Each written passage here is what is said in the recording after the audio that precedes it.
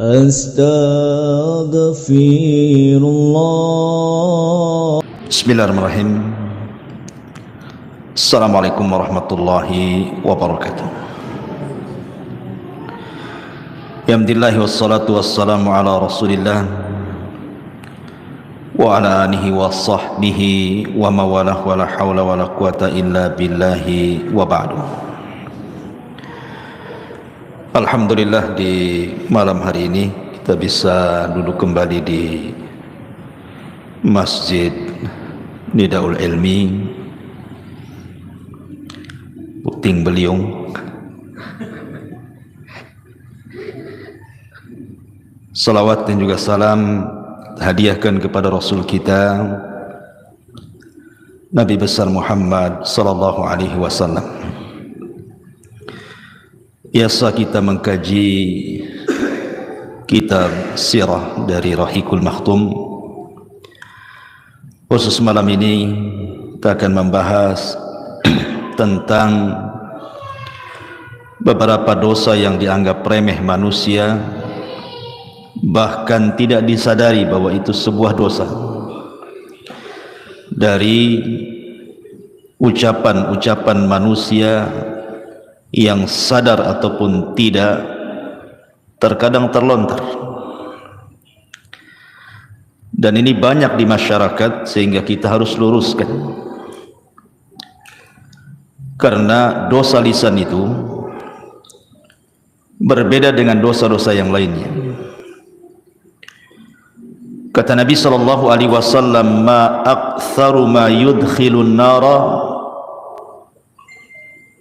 al-fam wal faraj. Dua lubang yang menjadikan kebanyakan orang masuk neraka itu adalah lisan dan kemaluan. Sampai-sampai dosa lisan ini Allah subhanahu wa ta'ala mengutus dua malaikatnya untuk mencatat. Allah subhanahu wa ta'ala berfirman, ma yalfidu min qaulin illa ladaihi raqibun atid.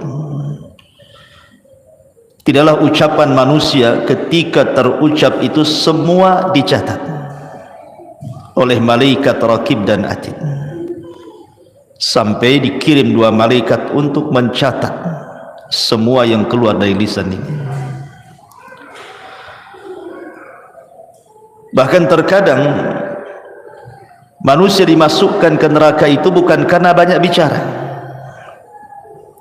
Boleh jadi mungkin satu kalimat yang dikeluarkan, tapi satu kalimat ini mengandung kemurkaan Allah subhanahu wa ta'ala, itu sudah cukup memasukkan ia ke dalam neraka. Sebagaimana hadis Nabi sallallahu alaihi wasallam, wa innal abda la yatakallamu bil kalimati min sukhtillahi la yulki laha balan yahwi biha fi nari jahannam.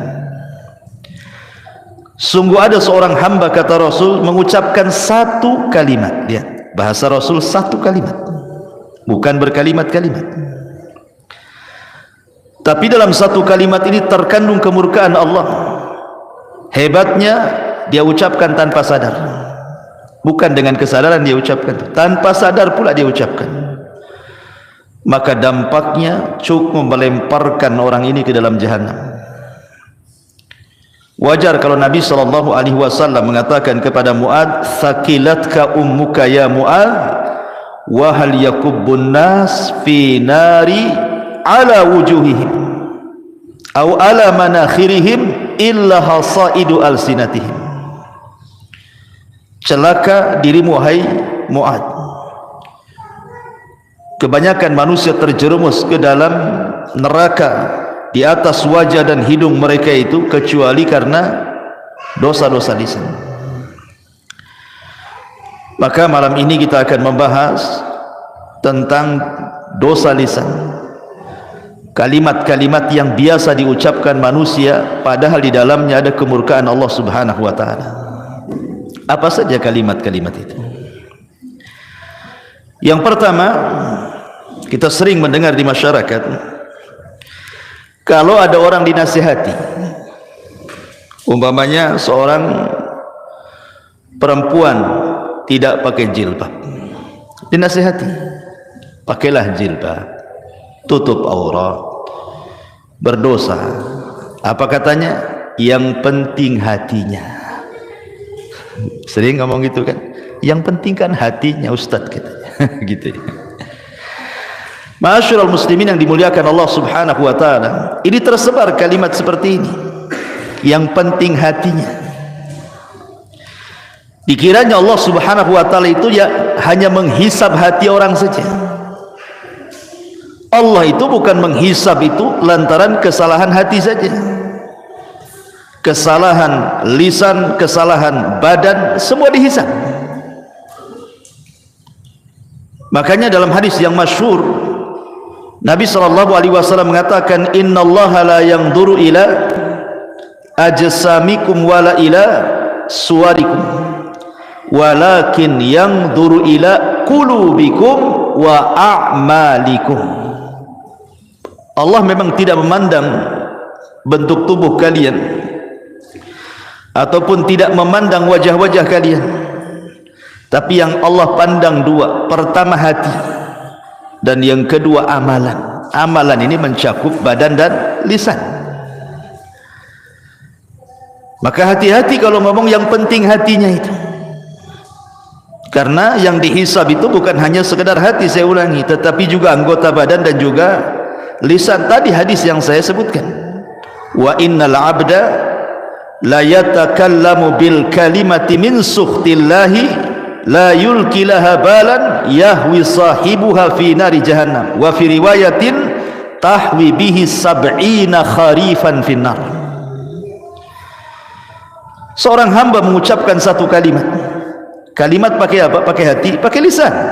Kalimat itu dia ucapkan tanpa sadar, rupanya kalimat itu mengandung kemurkaan Allah Azza wa Jal, cukup memasukkan dia ke dalam jahannam. Dalam riwayat dilemparkan ke dalam neraka jahanam sedalam 70 tahun. Maka hati-hati ngomong seperti itu, yang penting hatinya. Orang yang ngomong yang penting hatinya pun belum tentu hatinya baik kan. Kalimat yang penting hatinya, emang hati anda yang ngomong begitu bersih? Kalau hati anda bersih, pasti akan melaksanakan perintah dan menjauhi larangan. Kalau bersih hatinya, ketika anda mengatakan yang penting hati, menunjukkan hati anda ini kotor sebenarnya, tidak tunduk kepada syariat. Maka hindari kalimat-kalimat seperti ini. Ini kalimat pertama. Kemudian yang kedua, kalau ada orang dinasihati, umpamanya ini ya terbalik nih, wanita ini sudah berjilbab, panjang pula jilbabnya, pakai cadar, nikob, kaos kaki, kaos tangan gitu ya. Tetapi mungkin masih belum bisa meninggalkan perbuatan buruknya seperti ghibah, namimah, masih ada lah gitu. Muncullah kalimat apa? Daripada engkau melakukan ghibah, lepas saja jilbabmu. Buat apa pakai jilbab kalau lidahnya masih menggibah orang? Aneh kamu ini, kadang-kadang lidahmu lebih panjang daripada jilbabmu. Copot sajalah katanya. Masa orang suruh nyopot jilbab gara-gara ghibah? Anda harus paham, wa ma tuqaddimu min khairin ya'lamhu Allah. Kebaikan apapun yang anda sodorkan kepada Allah, Allah pasti akan membalasnya, sekecil apapun. Sebagaimana sekecil apapun dosa yang anda lakukan pun Allah akan mencatatnya. Jadi nggak ada hubungan kait antara jilbab dengan ghibah. Jilbab itu berpahala, ghibah itu berdosa. Tinggal ditimbang aja lah pahala dan dosanya. Sekarang kalau seandainya disuruh copot jilbab, copotlah jilbab dia, kemudian bergibah, apa 2 kali lipat tuh, kuadrat tuh dosanya. Udah nggak pakai jilbab, gibah lagi. Gimana sebenarnya? Masih mendingan pakai jilbab ghibah daripada tak pakai jilbab, dia ghibah kan? Dua-duanya dia kena. Sudah tidak nutup aurat, kena dia dosa. Ghibah kena lagi. Jadi kalimat-kalimat seperti ini tidak pantas. cukup dinasihati gibahnya saja, jangan pula suruh lepas jilbabnya. Buat apa pakai jilbab, kelakuannya kayak setan gitu. Ma'asyiral muslimin yang dimuliakan Allah Azza wa Jalla, ini tidak boleh. Atau umpamanya orang-orang yang terkejut, saya sering mendengar kata-kata itu, astaga pula diucapkan dia. Ada lagi ditambah, astaga naga, ada naganya pula situ. Atau ucapan yang lain apa ya, jangkrik pula keluar. Ada orang-orang yang terkejut itu aneh-aneh dia ucapkan. Harusnya, atau mungkin terkadang ya, orang ini salah mengucapkan niatnya baik. Ketika terkejut itu harusnya dia mengucapkan subhanallah, dia katakan masya Allah. Harusnya mengatakan masya Allah, dia ucapkan pula subhanallah. Maksudnya apa? Kalimat subhanallah ikhwan itu artinya maha suci Allah. Seharusnya ucapan subhanallah ini diucapkan kapan? Ketika mendengar keburukan atau melihat sesuatu yang antum tidak suka. Jadi kalau antum melihat keburukan di hadapan antum tidak suka, atau mendengar keburukan, antum ucapkan subhanallah ya.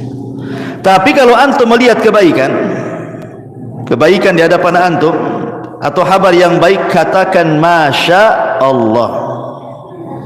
Ini terbalik kan antum? Wow, kalau mantap subhanallah, masya Allah ya. Begitu juga ketika terkejutnya karena apa? Kalau terkejutnya karena sebuah keburukan, lupa ya, tertinggal sesuatu di rumah, itu kan keburukan namanya, katakan subhanallah, lupa tadi, nah gitu ya. Atau umpamanya antum ngutangi orang, nggak bayar, udah lupa dengan dia, tahu-tahu bawa uang 1 koper, nih saya bayar, kan senang tuh, masya Allah gitu. Jadi terkejutnya itu jangan pakai bahasa-bahasa lain ya. Bahasa-bahasa terkadang naudzubillah, saya pernah mendengar orang-orang awam itu kalau terkejut pula bahasa-bahasa jorok yang dikeluarkan. Bahasa-bahasa jorok yang dikeluarkan ini akan dihisab pada hari kiamat. Jangan ya, walaupun astaga ini apa? Bahasa apa astaga? Bahasa apa astaga? Hah? Belum tahu bahasa apa? Bahasa Melayu kan? Enggak ya? Mungkin astagfirullah disingkat jadi astaga gitu ya. Maksudnya astagfirullah disingkat jadi astaga gitu.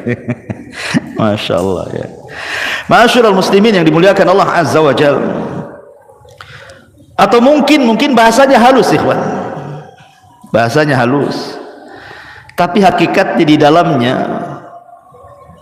tidak layak diucapkan. Contoh umpamanya, ada orang melihat musibah, orang terkena musibah ya. Mungkin kemalangan, mungkin anaknya mati, keluarganya ada yang mati gitu, pokoknya musibah lah. Dan kita kasihan dengan dia, karena melihat musibah yang dideritanya, kita kasihan pula sama dia. Akhirnya dia ngomong gimana coba? Nggak layak orang seperti itu dapat musibah tuh. Kasihan katanya. Nggak boleh kawan ngomong seperti ini. Layak tidak layak dalam mendapatkan musibah itu Allah yang menentukan. Antum kira apa semua musibah itu jelek? Tidak. Terkadang musibah itu untuk mengangkat derajat. Karena Nabi SAW yang mengatakan dalam hadis, ma yusibul mu'min min syaukatin wa ma fawqaha illa rafa'ahu Allah. Tidaklah sebuah musibah menimpa seorang mukmin, apakah tertusuk duri atau mungkin di atas itu, terkadang Allah sengaja mengangkat derajatnya. Maka dulu ada orang soleh, dia tidak punya anak kecuali satu. Orang soleh ini tidak punya anak kecuali satu, dan dia sangat mencintai anaknya. Jadi Allah takdirkan anaknya meninggal, kemudian dikebumikan ke pekuburan. Jadi murid-muridnya orang saleh ini murid-muridnya orang soleh ini tiba-tiba berteriak dan mengatakan, ya Rabb, kenapa mesti anak guru kami yang soleh ini yang meninggal, kenapa enggak kami saja, katanya. Kenapa enggak kami saja, katanya. Maka orang soleh ini marah dan mengatakan, apa yang kalian katakan? Kalian itu sudah menentang Al-Quran. Kemudian dia membacakan ayat di dalam surah Al-Baqarah, wa ma min musibatin inna lillahi, itu gimana ayatnya? Alladzina idza asabahum musibatun qalu inna lillahi wa inna ilaihi rajiun. Harusnya kalian mengucapkan inna lillahi wa inna ilaihi rajiun, bukan mengucapkan seperti itu. Kenapa enggak aku saja? Kenapa mesti dia, kan? Kalimat seperti ini, ikhwan, ada kalimat halus, seolah-olah orang ini menuduh Allah Subhanahu wa ta'ala apa? Zalim. Menuduh secara tidak langsung, mengatakan Allah zalim sama orang itu. Allah tidak zalim. Ketika Allah Subhanahu wa ta'ala menimpakan musibahnya kepada seseorang, imma Allah sedang mengangkat derajatnya, atau imma Allah sedang menyadarkannya. Allah tegur dia supaya dia jangan terus bermaksiat, ditegur supaya sadar. Antum bilang kasihan, orang sedang diangkat derajatnya, antum bilang kasihan pula. Maka kalimat seperti itu tidak boleh. Atau mungkin sebaliknya, mungkin menurut mata kita orang itu tidak layaklah sukses, atau mungkin fisiknya cacat, tapi Allah Subhanahu wa ta'ala bentang rizkinya, kaya dia, ya, usahanya asih bentang tikar aja, pokoknya berhasil. Tiba-tiba kita nyeletuk, masa orang kayak gitu kok bisa kaya, kata. Jangan coba, masa orang kayak gitu, nggak boleh. Karena Allah Subhanahu wa ta'ala qasama akhlaqakum kama qasama arzaqakum. Allah itu sudah membagi akhlak kalian sebagaimana Allah membagi rizki-rizki kalian. Enggak boleh kita mengucapkan kalimat seperti itu. Karena langsung ataupun tidak, sadar ataupun tidak, Anda sudah menganggap Allah jahil. Mungkin Allah jahil, Allah bodoh, ya, suka-suka dia ngasih gitu. Enggak, Allah ketika memberikan rizki tahu sesuai dengan kemaslahatan hamba itu. Kan Allah yang ciptakan kita. Kalau Allah memberikan rizki itu, Allah paham dengan ilmunya. Kenapa kita kemudian mengatakan seperti itu? Tidak boleh. Karena kalimat seperti ini ada rahasia-rahasia yang tidak bagus, ya, seolah-olah Allah Subhanahu wa ta'ala jahil, tidak paham. Terkadang ikhwan, ada orang-orang itu sengaja Allah Subhanahu wa ta'ala berikan kekayaan. Lau afqartuhu, kata Rasul dalam hadis qudsi, kalau seandainya aku fakirkan dia, la afsadat fi dini, boleh jadi dia rusak agamanya. Atau ada di antara hamba itu, laman yasluhu illa al faqr, lau agnaituhu la afsadat fi dini. Atau ada orang-orang yang sengaja Allah fakirkan, gak kaya-kaya, usaha macam mana pun gak kaya-kaya dia. Sebab kata Allah dalam hadis qudsi, sebab kalau aku buat dia kaya, makin rusak agamanya. Allah maha paham ya apa yang diberikan. Gak boleh kita ngomong seperti itu. Dan ngapain pula antum ngurusi orang? Kok ngurusi orang pula? Itu hasad namanya, ya kan? Maka kalimat-kalimat seperti itu tak layak diucapkan. Ataupun mencela waktu. Nah, ini yang sering, ya, sial banget hari ini. Nah, sering antum dengar gitu, sial banget hari ini. Ataupun mengatakan, pamannya antum diajak pesepak bola nih, hari Rabu pula, ya, kemudian mengatakan, kalau Rabu pasti antum kalah. Jadi kekalahan dinasabkan ke hari Rabu, ya, atau hari Senin gitu ya. Atau orang-orang Jawa gitu ya, ada sebagian mereka yang masih meyakini bulan Suro itu bulan petaka. Kalau datang bulan Suro, aduh ini bulan penuh petaka ini katanya. Bulan Suro dibilang petaka gitu ya. Tidak boleh. Atau lebih parah lagi nih, zaman edan katanya. Kamu yang edan, bukan zaman. Ya. Kalimat-kalimat seperti ini tidak boleh. Kenapa demikian? Imam Syafi'i rahimahullah ta'ala mengatakan, naibuz zaman wal aibu fina wama lizaina atau wama lizamanina aibun siwana. Kata Imam Syafi'i, naibuz zamana wal aibu fina wama lizamanina aibun siwana. Kata Imam Syafi'i rahimahullah ta'ala, kita mencela zaman, waktu, sedangkan yang tercela adalah kita. Tidak ada aib bagi zaman selain aib yang datang dari kita. Tidak boleh kita mengatakan zaman edan. Zaman itu enggak edan sejak zaman dulu, sejak terbit matahari dulu sampai terbenam, sampai hari ini begitu-begitu saja. Hari berlalu datang, minggu pergi datang, bulan entah kemana datang, tahun, semua sama dari dulu sejak Adam sampai sekarang. Ya gini-gini saja waktu. Cuman ada yang makin ke sini, maksud mendekatkan kiamat, maka makin dipercepat waktu itu. Hanya itu saja. Tapi kalau kita celah zaman dengan mengatakan seperti itu, ini sial banget ini hari ini. Ya. Ini tidak boleh, karena langsung ataupun tidak Anda sedang mencela yang menciptakan zaman, yang membolak-balikan zaman. Kata Rasul, la tasubbu dahra fa inna ma ana dahrun. Jangan kalian celah waktu, aku yang membolak-balikan waktu, kata Allah. Jadi mencela waktu itu sama dengan mencela yang membolak-balikannya siapa? Allah. Allah antum celah. Ya. Ma'asyiral muslimin yang dimuliakan Allah Azza wa Jalla. Walaupun dalam hal ini ulama membagi tentang hukum mencela waktu ini. Kalau maksudnya sekedar memberikan kabar saja, lil khabar saja, pamannya memang hari ini panas luar biasa, panas sekali, kemudian kita katakan, aduh lelah kali hari ini, ya, lelah kali hari ini karena panas, itu tidak apa-apa, karena sifatnya khabar, menghabarkan, tidak ada celaan di sini. Ya. Yang tidak boleh itu kalau seandainya kita mencela, sial kali hari ini, itu mencela, edan kali zaman ini, itu mencela namanya, itu tak boleh. Atau yang ketiga bisa jatuh kepada syirkul akbar. Kalau yang tadi mencela zaman bisa saja masuk kepada syirkul asghar atau haram. Tapi kalau dia mencela zaman atau meyakini zaman itulah yang membawa petaka, maka ini bisa syirkul akbar, karena zaman itu tidak bisa apa-apa oleh yang putar. Ya. Menasabkan peristiwa kepada zaman itu salah.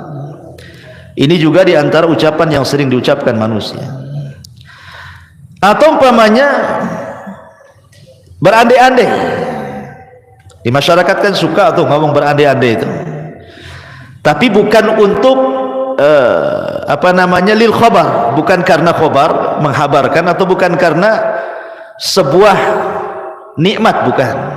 Kalau untuk khobar dan nikmat tidak ada masalah. Contoh umpamanya, seandainya kamu datang kemarin, wah, kami masak-masak nasi kebuli, itu tidak apa-apa, ngasih kabar, ya kan, nggak ada masalah kan, ya.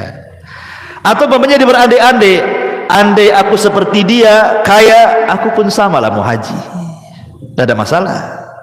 Ya.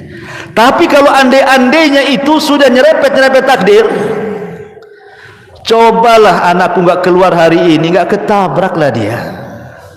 Ini kan nggak boleh ngomong gini, karena tidak ada urusan keluar dengan tidak keluar dengan soal kematian.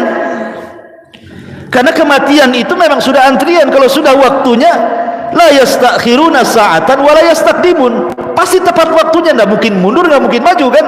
Walaupun anak anda nggak keluar pasti mati, entah kepleset entah apa di rumah kan. Jadi nggak ada urusan kematian dengan keluar atau tidak keluarnya. Maka mengandai-andai seperti ini tidak boleh.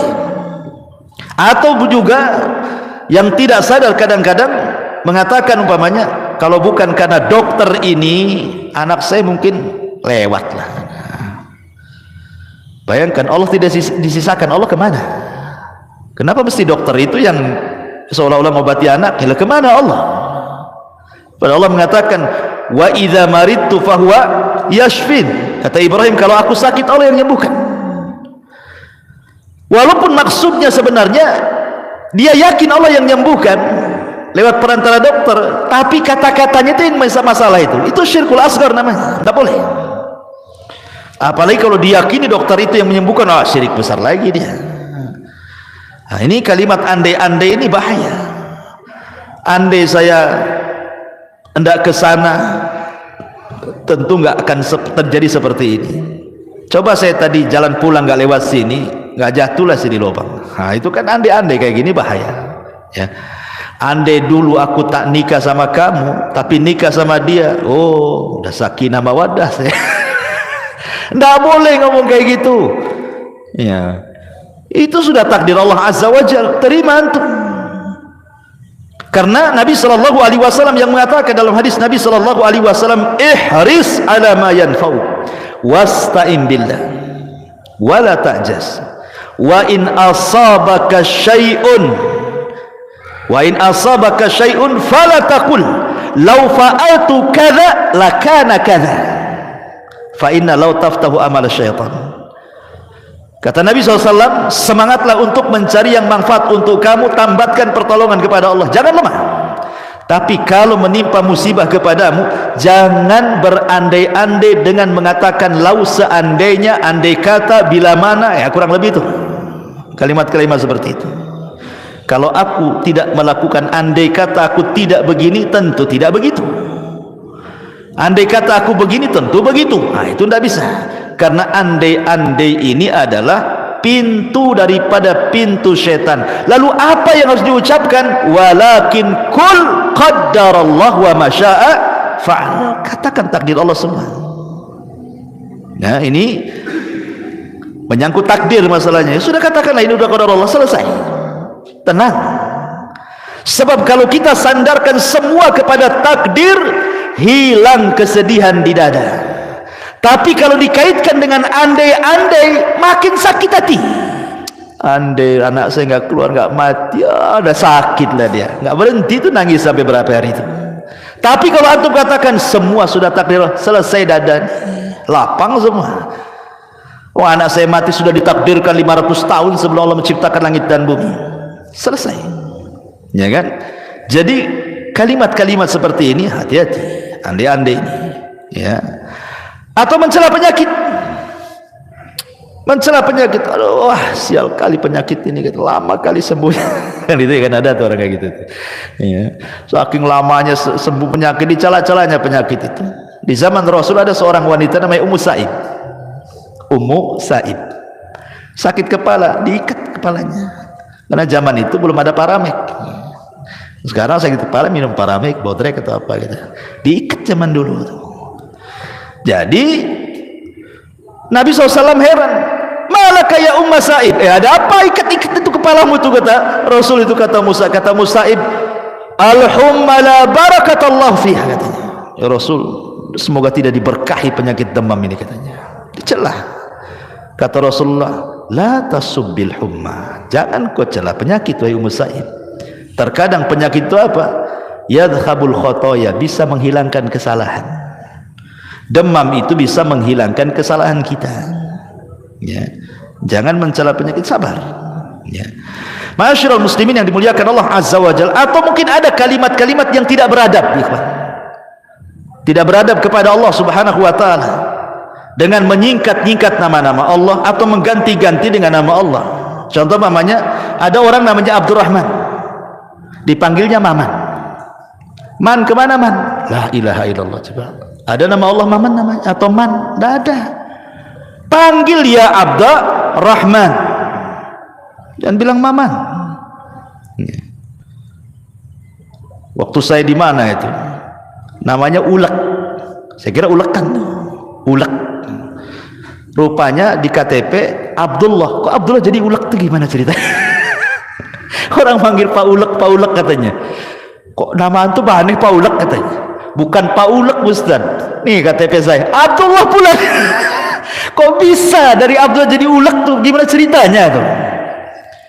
Nah, boleh. Kalau nama Abdullah itu khairul asma, ikhwan. Sebaik-baik nama Abdullah dan Abdurrahman, sebaik-baik nama loh, bisa diganti. Jangan lagi itu disingkat aja, tidak boleh. Namanya Abdul Qadir, Abdul Qa, nggak boleh. Teruskan Qadir. Kok Abdul Qa pula? Namanya Abdul Qadir. Ini tidak beradab kepada Allah namanya.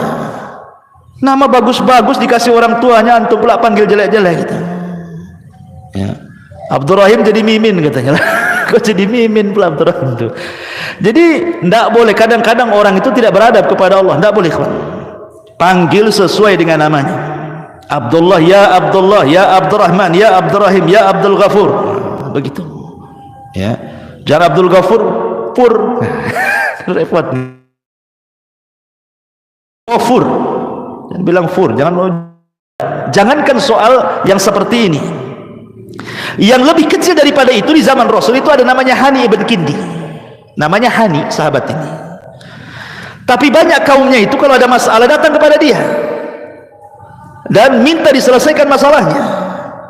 Dan kepiawaian dia mampu pula dia mendamaikan orang bermasalah itu. Jadi kabilahnya kalau ada masalah mesti datang ke dia, dan selalu berdamai.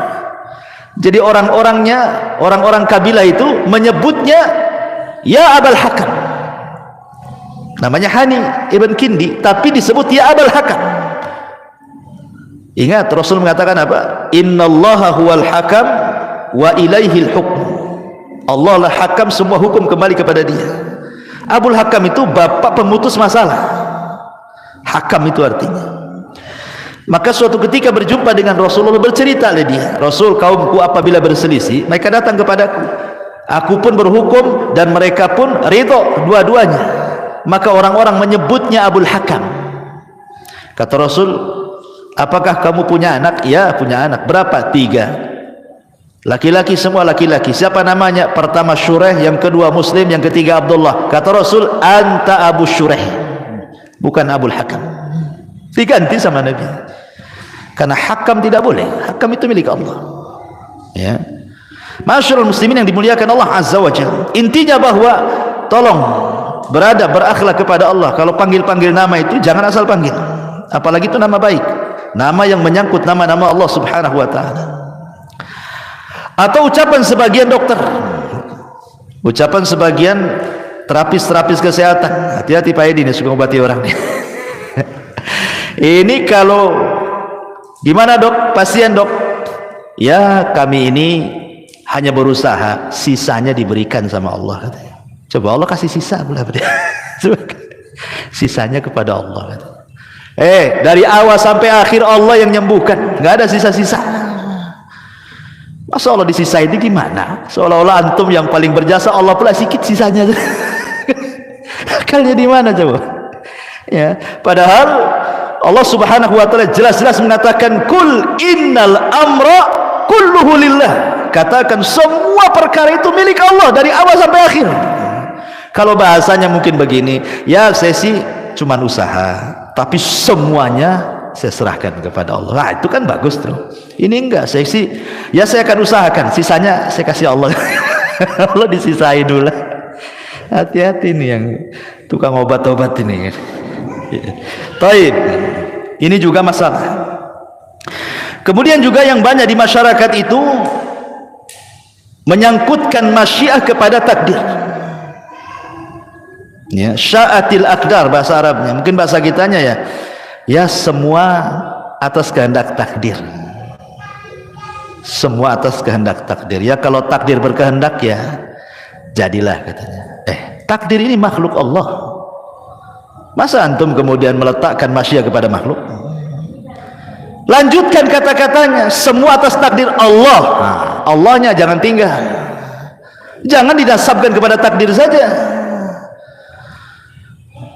Jadi harus dipahami di sini, takdir kan makhluk Allah. Allah yang kemudian memerintahkan untuk mencatat, dicatat di Lauhil Mahfuz. Lauhil Mahfuz makhluk Allah. Kecuali Al-Quran, itu kalamullah, tapi catatannya seperti di mushaf ya itu makhluk kan, itu ya kertasnya makhluk, tapi kalam yang dicatatnya kalamullah. Ya. Jadi ini, dan takdir ini kan sifatnya maknawi, ikhwan, bukan sifatnya hissi bisa diraba. Takdir itu kan maknawi, tidak bisa diraba. Bagaimana kemudian seseorang hanya meletakkan maksiat kepada takdir gitu. Jangan bilang semua atas kehendak Allah. Itu lebih tepat lagi. Ya, taib. Kemudian juga terkadang ada orang yang kadang-kadang marah sama orang, mungkin benci sama orang itu. Akhirnya dia mengucapkan kalimat seperti ini, saya haramkan dia ke rumah saya, katanya. Saya haramkan dia ke rumah saya, haram saya bagi dia itu. Nggak boleh. Halal haram itu milik Allah. Yang berhak mengatakan hadza halal, hadza haram itu Allah. Kita tidak punya hak mengharam-haramkan orang. Allah tidak mengharamkan orang masuk rumah antum kan gitu. Kecuali kalau seandainya ada orang yang melakukan maksiat, kita katakan haram alaika, haram. Apa ini? Itu benar, mengharamkan yang Allah haramkan kan. Tapi antum mengatakan haram dia menginjak rumah saya, lah antum mengharamkan sesuatu. Nabi saja ketika mengharamkan madu gara-gara kecemburuan Aisyah dengan Hafsah, akhirnya turun ayat, ya ayyuhan nabi lima tuharrimu ma ahallallahu lak tabtagi mardata azwajik. Hei Nabi, kenapa kau haramkan yang Allah halalkan, hanya mencari keridhaan istrimu? Tidak boleh. Ya. Jadi urusan halal haram itu urusan Allah. Bahasanya pakai jangan bahasa haram lah gitu. Saya tidak suka dia datang ke rumah, kan enak gitu ngomong gitu. Saya haramkan dia ke rumah saya. Dia pula yang mengharamkan gitu. Ya. Masyaallah muslimin yang dimuliakan Allah Azza wa Jalla. Atau umpamanya, saya juga sering mendengar kalau ada anak itu nakal kali, apa kata orang? Dasar anak setan gitu ya. Kan ada kan orang begitu ya. Oh, dasar anak iblis itu gitu. Ya Allah ya Rabb, enggak boleh kayak gitu. Allah mengatakan a antum tazra'unahu am nahnu zari'un. Allah mengatakan a antum tazra'una, kamukah yang menumbuhkan anak itu ataukah Allah Subhanahu wa taala yang menumbuhkannya? Allah yang menciptakan dia dari anak orang, antum bilang anak setan. Nabi SAW pernah mengatakan begini, la taqul ta'isha syaitan fa innaka idza qulta dzalika ta'azam hatta yakuna misla al bait wa yaqul bi quwwati walakin kul bismillah fa innaka idza qulta dzalik tasaghara hatta yakuna misla dzubab. Jangan kamu mengucapkan celaka setan. Celaka setan sama juga, karena anak itu celaka tiba anak setan. Ya, kurang lebih bahasanya itu. Jangan mengatakan celaka setan. Karena ketika kamu mengucapkan kalimat itu, maka setan akan merasa besar dirinya seperti seukuran rumah. Setan akan membanggakan dirinya, dia jatuh karena kekuatanku. Namun ucapkanlah bismillah, karena jika kamu mengucapkan kalimat itu, setan akan mengecil hingga seperti lalat, kata Rasul. Ya. Jadi ingat, jangan sembarang orang mengatakan anak setan, anak iblis gitu ya. Tidak boleh. Itu anak orang itu. Bapaknya tahu marahlah. Ini anak saya, bukan anak setan. Bisa marah tuh. Ya, ini kalimat-kalimat seperti ini tidak boleh. Dan termasuk mencela, tidak boleh. Ya. Ataupun umpamanya seseorang membanggakan dirinya, aku lebih baik dari dia lah katanya. Nah, itu sering terjadi tuh. Antar kita aja gitu. Aku lebih bisa daripada dia, lebih hebat, lebih bisa, lebih semuanya. Itu ananiyah namanya. Ini ucapan yang pertama kali ngucap kalimat ini iblis. Ana khairun minhu, khalaqtani minar wa khalaqtahu min tin. Aku lebih baik dari Adam. Kau ciptakan aku dari api, kau ciptakan dari tanah. Anania, kalau sudah aku ini hati-hati. Ya, ya, anak khairu min, aku lebih baik dari dia. Kecuali kalau tidak menyebut dia, insya Allah kalau saya kerjakan saya lebih baik lah. Tapi saya nggak menyombongkan dengan orang kan. Kalau hanya ngomong begitu saya nggak ada masalah. Kemudian juga melakobi orang dengan lakob-lakob binatang. Itu si babi ya. Kan ada, saya pernah dengar, si anjing, si babi, si goblok, si kerbau, si dungu, wah macam-macam di masyarakat ini. Nggak boleh melakobi orang seperti itu. Manusia itu diciptakan laqad khalaqnal insana fi ahsani taqwim. Kok antum pula panggil dengan bahasa binatang? Ya ayyuhalladzina amanu la yaskhar qaumun min qaumin asa an yakunu khairan minhum wala nisa min nisa'i asa an yakuna khairan minhunna wala talmizu anfusakum wala tanabazu bil alqab bi'sal ismul fusuqu ba'dal iman. Wahai orang-orang yang beriman, janganlah satu kaum mengolok-olok kaum yang lainnya. Boleh jadi mereka ini para olok-olok jauh lebih baik daripada mereka yang mengolok-olok, dan jangan pula perempuan-perempuan mengolok-olok perempuan yang lain. Boleh jadi perempuan yang diolok-olok lebih baik daripada yang mengolok-olok, dan jangan pula kalian saling mencelah dan memberikan lakob-lakob buruk sama orang. Nggak boleh. Ini kan kasar ya, si anjing, si babi, si dungu, si goblok, si ya Allah ya, ngeri itu kalimat-kalimat itu. Jangan seperti itu. Mencela fisik orang saja tidak boleh. Apa bahasa trennya itu?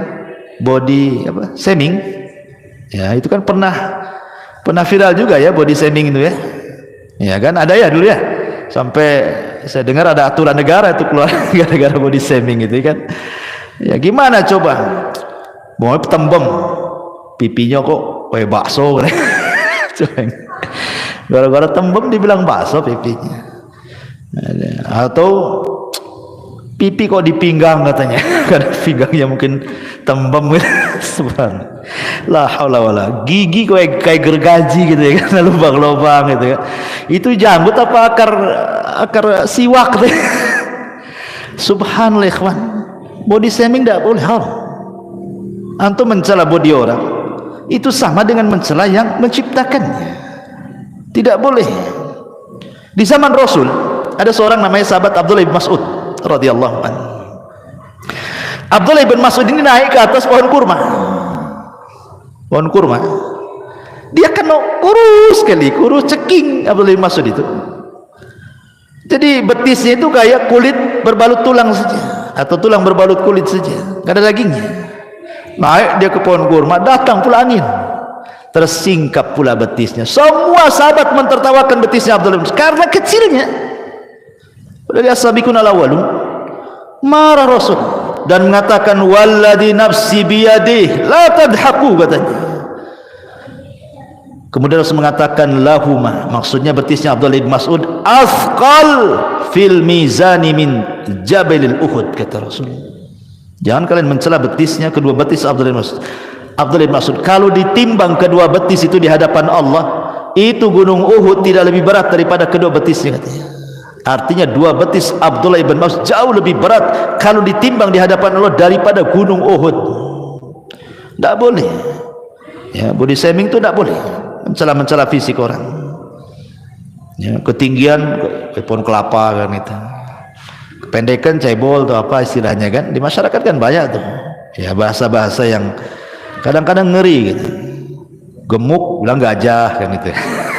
Coba yang kan, gemuk dibilang gajah ya. Kurus dibilang apa tuh? Apa istilahnya kurus tuh? Ceking kan itu. Nah, kalau ceking bahasa lain dari kurus ya tidak apa-apa lah kan. Kalau kurus mau dibilang apa namanya ya, itu tuh lidi, badan kayak lidi, nggak boleh itu ya. Body shaming itu tidak boleh, haram dalam Islam. Makanya saya setuju juga negara buat pasal-pasal seperti ini ya. Taib. Kemudian juga yang lain, tatayur. Seperti orang mengatakan, wah malam ini pas ada yang mati nih, katanya. Kenapa? Nampak ada burung hitam di atas, katanya. Itu tatayur, tidak boleh. Menasabkan kematian kepada burung. Kemudian mata kiri berkedip-kedip. Aduh, sial nih kayaknya. Kenapa? Mata kiri berkedip-kedip. Apa urusan sial dengan mata berkedip yang kiri? Tapi kalau giliran tangan kanan pula yang kesemutan, wah ini pasti rezeki datang ini. Senang. Tidak boleh, ini namanya tatayur. Tatayur itu tidak boleh. Atiyaratu syirkun, atiyaratu syirkun, atiyaratu syirkun, kata Rasul. 3 kali Rasul mengatakan tatayur itu syirik, syirik, syirik. Tidak boleh menasabkan sesuatu kepada benda atau menganggap sial ataupun untung kepada sesuatu yang dilihat, didengar, dimimpikan. Kadang-kadang mimpi jelek dibilang dapat musibah. Mimpi jelek dari setan. Kalau mimpi jelek dari setan artinya tidak mungkin terjadi. Jangan dipikirin. Gara-gara orang stres, ada orang stres gara-gara mimpi buruk. Takut tertimpa musibah, Enggak. Mimpi buruk itu hanya sekedar mimpi, tidak mungkin terjadi dalam kehidupan nyata. Karena itu datang dari setan. Lain kalau mimpi baik datang dari Allah. Boleh diceritakan, dapat takwil bagus, mudah-mudahan diaminkan, dapatlah apa yang dicita-citakan, kan gitu. Tapi kalau mimpi buruk, semua dari setan. Dan gak akan mungkin terjadi dalam kenyataan. Kan dari setan. Atau ghazwatul fikri, karena banyak pikiran ke bawah mimpi. Ke bawah mimpi banyak pikiran tuh, banyak utang, ke bawah mimpi, akhirnya ditagih pula dalam mimpi. Kepikiran kan itu ya. Ya, itu tidak akan terjadi. Ghazul fikri itu atau dari setan. Yang memungkinkan terjadi itu kalau mimpi baik. Nah, mungkinlah cerita, karena memang Rasul yang nyuruh mimpi baik. Ya. Kemudian juga kadang ada orang-orang yang masih menasabkan kepada bintang, mungkin usahanya si gulung tikar gitu ya, nggak pernah sukses. Tanya kawannya, kamu itu lahir bulan apa sih sebenarnya sih? Mei. Patah saja, kambingnya kayak kerbau katanya. Kambing domba tuh katanya, bintang apa tuh? Ya. Atau mungkin orang cerewet kali itu, jangan kamu lahir nih bintang kalajengking nih, suka nyengat orang.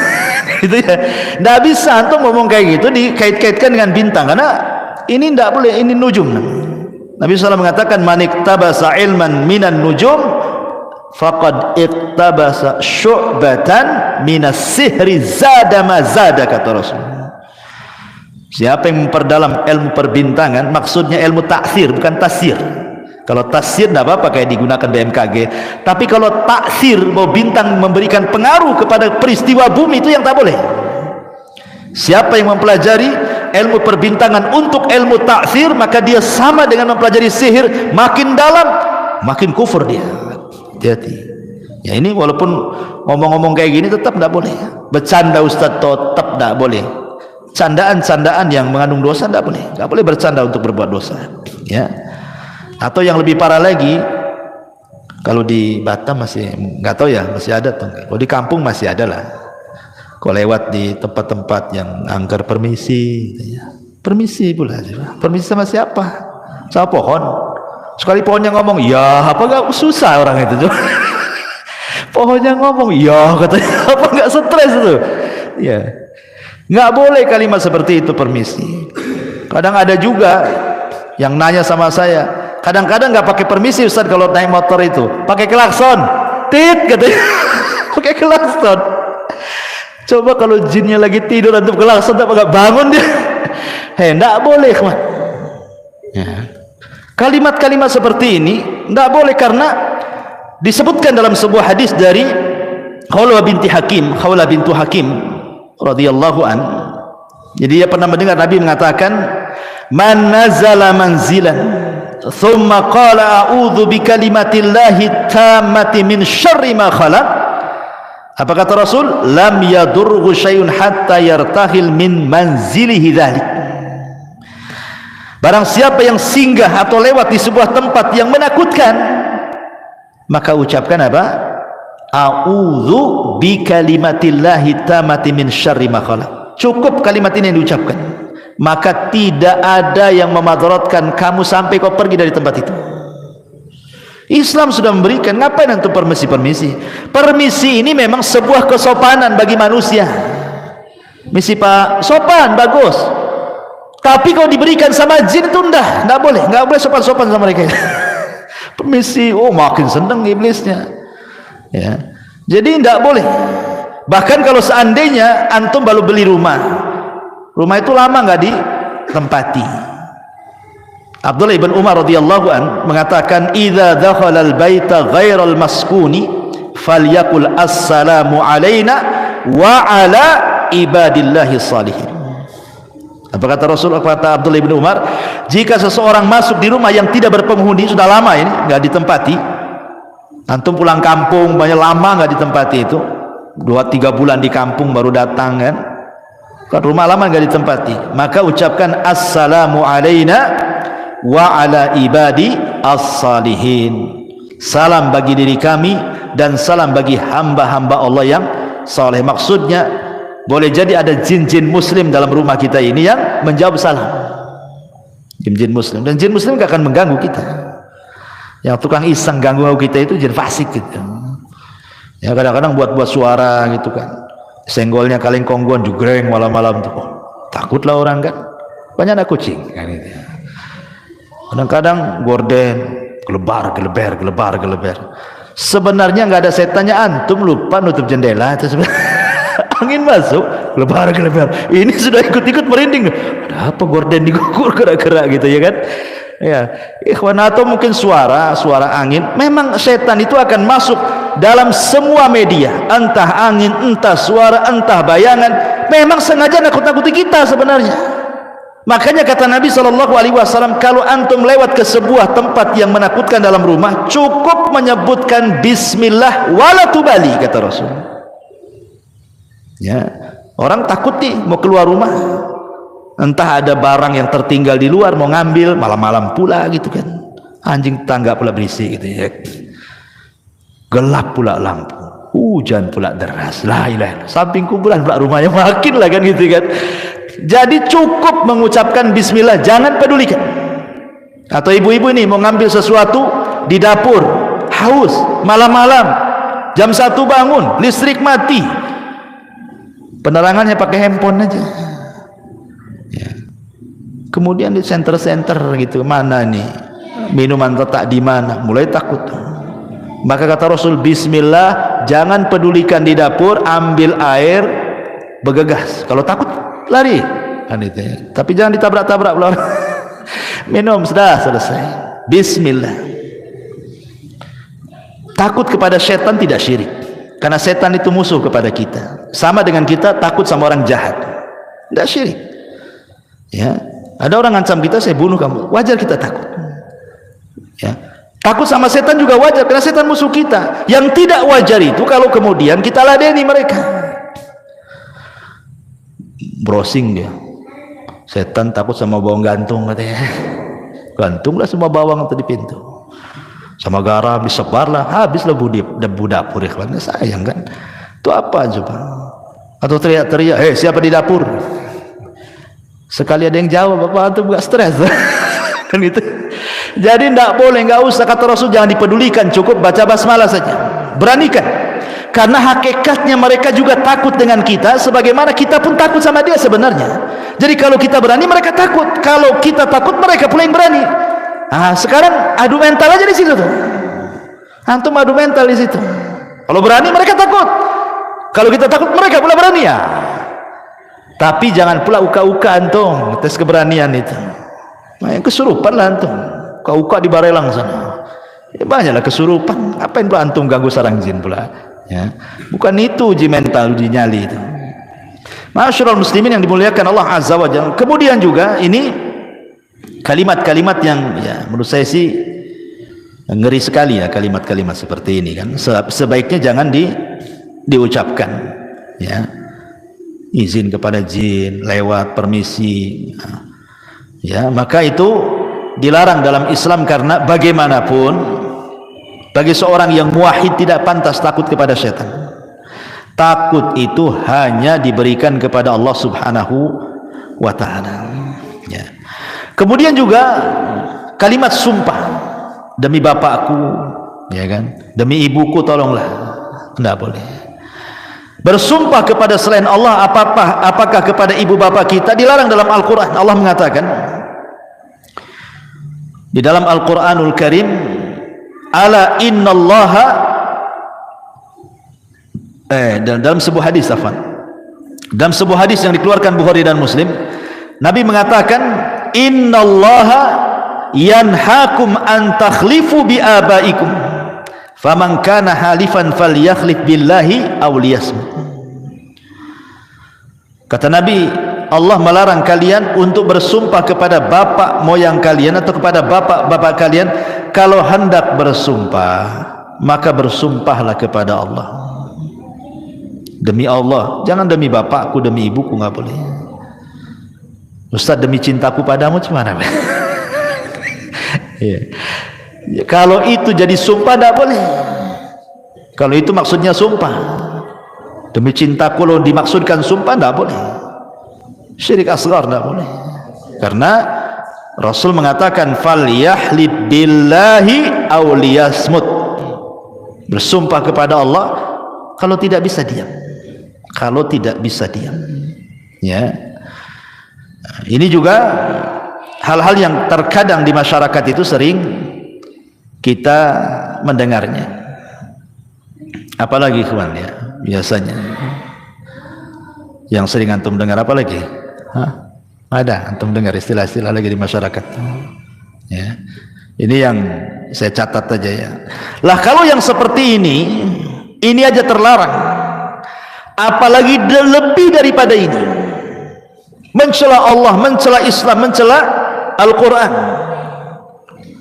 Masyaallah muslimin yang dimuliakan Allah Azza wa Jalla. Kapan hari saya dengar YouTube itu ya? Ya. Jadi di YouTube itu ada orang yang mencela seolah-olah mungkin dia melihat ada kelakuan beberapa umat Islam, kelakuan mungkin menurut pandangan dia tidak sesuai dengan syariat. Akhirnya dia mengatakan, kalau Islam kayak gitu lebih baik aku kafir, katanya. Ini enggak boleh kawan kalimat ini. Masa mendoakan kekafiran seperti itu? Enggak boleh. Seolah-olah kemudian mengeneralisir semua orang kayak dia kan itu. Ya kalau memang dia saja salahkan. Jangan kalau Islam kayak dia kan enggak akan saya masuk Islam, saya kafir aja katanya. Sampai kemudian mengatakan sejak kapan Nabi Muhammad itu agamanya Islam? Otak di mana otaknya didengkul gini ya. Masyaallah muslimin yang dimuliakan Allah Azza wa Jalla. Bisa dia mengatakan seperti itu? Liberal, pemahaman liberal ya, dengan mengatakan mana sejak kapan Nabi Muhammad itu Muslim? Bukan liberal, maunya itu menyamakan semua agama kan begitu. Allah mengatakan faqulu syhadu bi anna muslimun. Faqulu syhadu bi anna muslimun. Katakan saya ini muslim, berserah diri itu artinya. Karena Islam itu artinya berserah diri. Ya. Dan makna Islam itu salah satunya apa? Bara'atu minasyirki wa ahli. Berlepas dari kesyirikan dan para pelakunya. Kalau semua agama sama, tidak sama. Karena di antara makna Islam itu adalah bara'atu minasyirki wa ahli. Berlepas dari kesyirikan dan para pelakunya. Sekarang Nasrani, di mata kita mereka musyrik. Karena menyatakan Isa itu Tuhan, menyekutukan kan. Yahudi kita katakan bukan hanya kafir juga gitu. Ada bau-bau musyrik yang mengatakan Uzair itu anak Allah. Allah mengatakan qul huwallahu ahad, Allahus samad. Lam yalid wa lam yulad wa lam yakul lahu kufuwan ahad. Allah yang mengatakan lam yalid wa lam yulad, dia pula yalid yulad. Gimana ceritanya? Ya. Jadi ini kalimat-kalimat bisa saja masuk ke munafikan, menghancurkan Islam dari dalam orang kayak gini. Ya. Itu loh yang kribo-kribo tuh. Ya, yang ngomong tuh ya. Masyaallah muslimin yang dimuliakan Allah Azza wa Jalla. Ataupun seseorang mengaku memiliki nasab kepada Nabi, tetapi sebenarnya tidak ada bukti nasab dia kepada Nabi. Saya ini loh Habib juga loh. Nah, saya Habib, saya ini dari kabilah Asegab atau kabilah apa gitu ya. Nah, biasanya kan hanya ngaku saja, nggak ada buktinya. Maka Nabi SAW mengatakan manidda ila ghairi abi wa huwa ya'lam annahu ghaira abihi fal jannatu alaihi haram, kata Rasulullah. Barang siapa yang mengaku nasabnya kepada selain ayahnya padahal dia tahu dia bukan ayahnya, sorga bagi dia haram. Haramkan sorga, hati-hati. Jangankan itu, orang berdusta dalam mimpi, dia sebenarnya tidak pernah bermimpi, tapi dia berdusta, saya bermimpi begini, padahal nggak pernah bermimpi. Maka Rasul mengatakan itu sedusta-dustanya kedustaan orang yang berdusta dalam mimpinya. Itu saja nggak boleh ya. Apalagi kemudian sampai berdusta atas nama Al-Quran, berdusta atas nama hadis dengan meriwayatkan hadis-hadis palsu. Ini bulan Rajab banyak nih, hati-hati nih. Bulan Rajab ini tidak ada ibadah khusus, tidak sholat malamnya, tidak puasa sunnahnya, tidak baca Qur'annya, tidak ada ibadah khusus. Walaupun semua ibadah diberikan pahala besar, maksudnya ibadah rutinitas yang kita lakukan, tapi kalau dikhususkan itu hadisnya kalau tidak maudhu, dhaif. Dhaif dan maudhu antara itu saja. Kata Syekhul Islam Ibn Taimiyah rahimahullahu taala. Tiba-tiba kemudian sekarang banyak berseliweran itu di medsos atau kadang-kadang khatib Jumat yang tidak paham disampaikan pula hadis-hadis palsu. Kan bahaya, kawan. Kata Nabi SAW dalam hadis Nabi SAW, inna kadhiba alayya laysa ka kadhibi ala ahad wa man kadzaba alayya muta'ammidan falyatabawa maq'adahu minan nar. Berdusta atas namaku, kata Rasul, jangan samakan dengan berdusta sama kalian, karena siapa yang berdusta dengan sengaja atas namaku, silahkan ambil tempat duduknya, masuk ke neraka sana. Keras, ya kan? Nabi SAW sampai keras dalam masalah ini. Masyaallah muslimin yang dimuliakan Allah Azza wa Jalla, belum lagi laknat di masyarakat kan banyak sekali mudah-mudah melaknat. Dikit-dikit bilang goblok, dungu, setan, macam-macam, ya kan? Ucapan-ucapan itu makin di orang awam biasa kalimat itu kan. Tapi kita orang yang sudah ngaji ini takut mengucapkan kalimat itu. Karena Rasul yang mengatakan, Rasul mengatakan la yakununa la'anuna wala syuhada yaumal qiyamah. La yakunu la'anun syufa'a wala syuhada yaumal qiyamah. Tukang laknat itu tidak akan dapat syafaat, bahkan tidak akan jadi saksi pada hari kiamat. Diharamkan syafaat bagi dia, naudzubillah. Pada orang di yaumul akhir itu syafaat diperlukan, karena itu yang bisa menyelamatkan. Ini orang pelaknat ini tidak akan dapat syafaat. Berarti hanya satu dapat rahmat Allah. Dia kalau dapat rahmat, ya, dia bisa selamat. Kalau tidak, habislah dia kan itu.